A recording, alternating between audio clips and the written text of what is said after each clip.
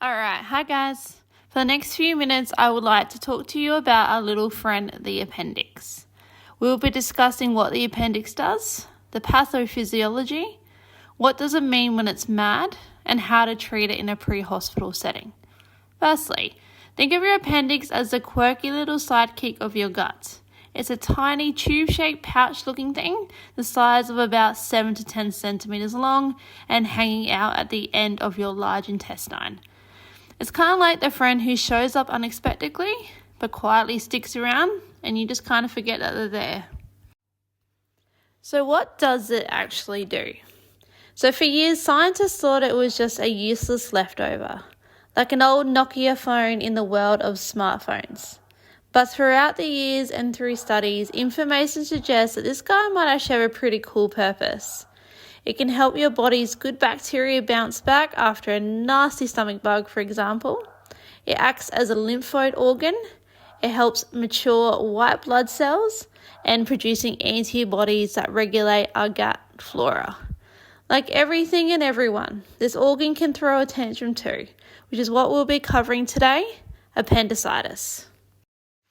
Alright, so picture this. Your appendix is usually just minding its own business, quietly chilling in the corner of your gut like that one friend we spoke about in the beginning.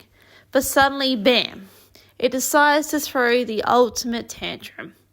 This, my friends, is appendicitis, the medical equivalent of your appendix screaming, "I've had enough," and setting itself on fire.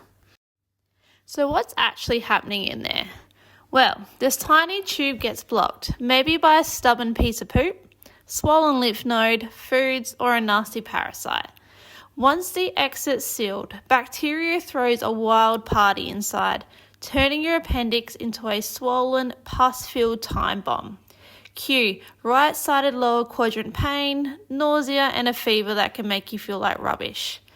Left untreated, this tantrum can escalate from a, I feel awful, to holy crap, this sucks territory. Because if your appendix bursts, it's like a sewage leakage in your gut, and that can brew a pretty nasty infection. So if your gut is screaming louder than your favourite horror movie, I think it's time to get checked out. Alright, let's dive into the reality of appendicitis in Australia. It's more common than you might think.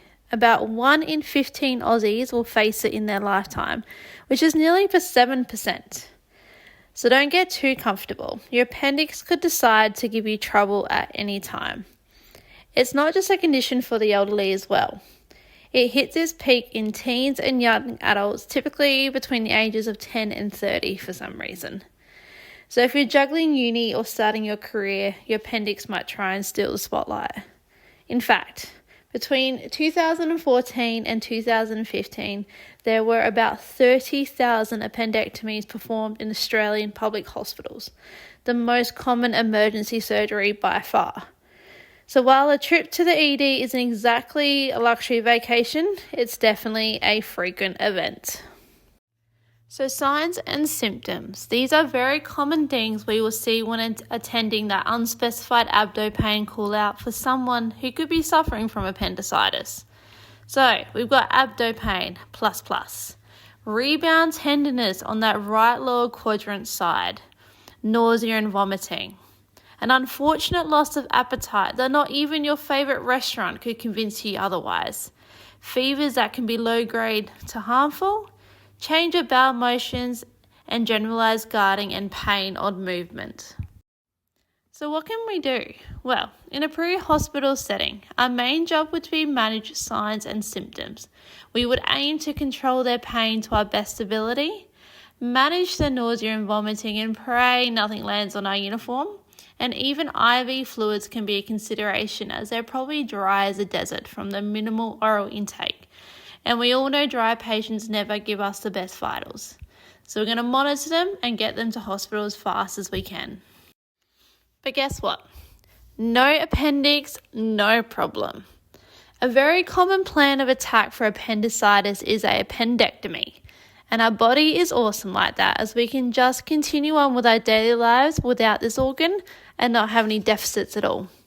Also, cool fact, when you have this laparoscopic procedure, You generally get 3 to 4 stab sites on your abdomen, including your umbilical port, aka your belly button. And this is usually where the organ pops out, unless your surgeon decides otherwise. But yeah, that is the life of the appendix and what happens when it throws a tantrum.